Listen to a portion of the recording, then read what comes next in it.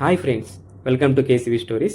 ఈరోజు మా ఫ్రెండ్ షోరూమ్కి వెళ్ళి మావా నేను బండి తీసుకుంటున్నాను, నువ్వు కంపల్సరీ రావాలరా అని చెప్పేసి కాల్ చేశాడు. మావా నేను ఎందుకు లేరా అంటే, మావా నువ్వు రాకపోతే నేను బండి కూడా తీసుకుంటా అని ఫోన్ కట్ చేశాడు.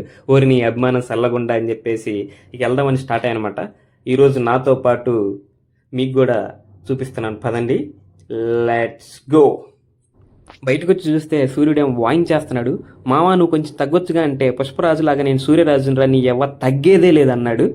యుద్ధం మొదలెట్టాక మధ్యలో ఆపేయటం మగోడు లక్షణం కాదని ఒక్కడి సినిమాలో బాబు చెప్పిండే ఇలా గుర్తొచ్చి ఏదైతే అదేమని చెప్పి జెట్ స్పీడ్లో స్టార్ట్ అయ్యాను అనమాట. ఈలోపు మా ఫ్రెండ్ బైక్ నేను నడుపుతానంటే సరే అని చెప్పేసి నేను వెనకాల కూర్చున్నాను. బావా బండి 100లో బాగున్నా 200లో బాగున్నానంటే, బాబు నాకు ఇంకా పెళ్లి కూడా కాలేదు నాయన అని చెప్పేసి బండి కొంచెం మెల్లగా పోనీ అని చెప్పేసి ఎక్కి కూర్చున్నాను అనమాట. ఈలోపు మన గిండి రైల్వే స్టేషన్ అయితే వచ్చేసింది. ఇది మన ఫేవరెట్ రైల్వే స్టేషన్ అనమాట.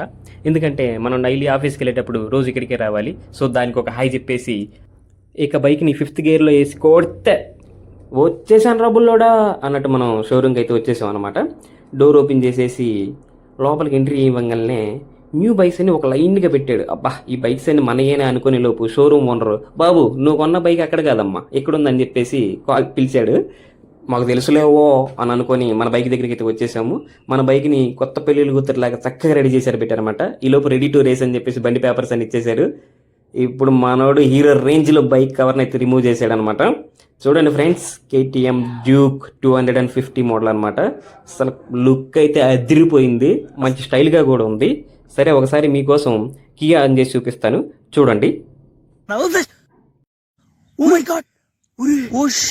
ఫ్లాష్ మ్యాన్ అన్నా నమ్మలేకపోతున్నాను అన్న ఇక్కడ అన్నా. ఇక మనోడు కొత్త బైక్ మీద యుద్ధం అయితే స్టార్ట్ చేశాడనమాట.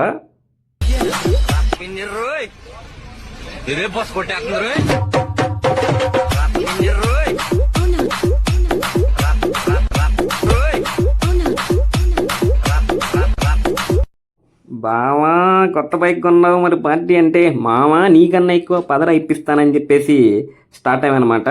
ఓకే ఈరోజు బిర్యానీ వాయించేస్తాం అనుకొని చెప్పేసి యమా ఉత్సాహంతో బయలుదేరామన్నమాట. చివరికి మనోడు ఒక కేఫ్కి అయితే తీసుకొచ్చేసాడు. సరే పదా చూసుకుందాం అని చెప్పేసి ఎన్న చూసి వేయడం మర్చిపోయాను. ఆరెంజ్ నీడా, ఆరెంజ్ నీడా, డేట్స్ వెనక్కు ఆరెంజ్. ఇలా జ్యూసెస్ అయితే ఆర్డర్ చేసేసాం. అయినా ఫ్రీగా వస్తుంటే మనం ఎందుకు ఊరుకుంటాం. ఎగ్ పఫ్ అయితే ఆర్డర్ పెట్టేశాను. అది సరిపోదని మళ్ళీ ఇంకొక పఫ్ ఆర్డర్ పెట్టాను అనమాట. ఈలోపు జ్యూస్ కూడా వచ్చేసింది. దాన్ని అలాగా చల్లగా తాగేసి మెల్లగా ఇంటికైతే వచ్చేసాం అనమాట.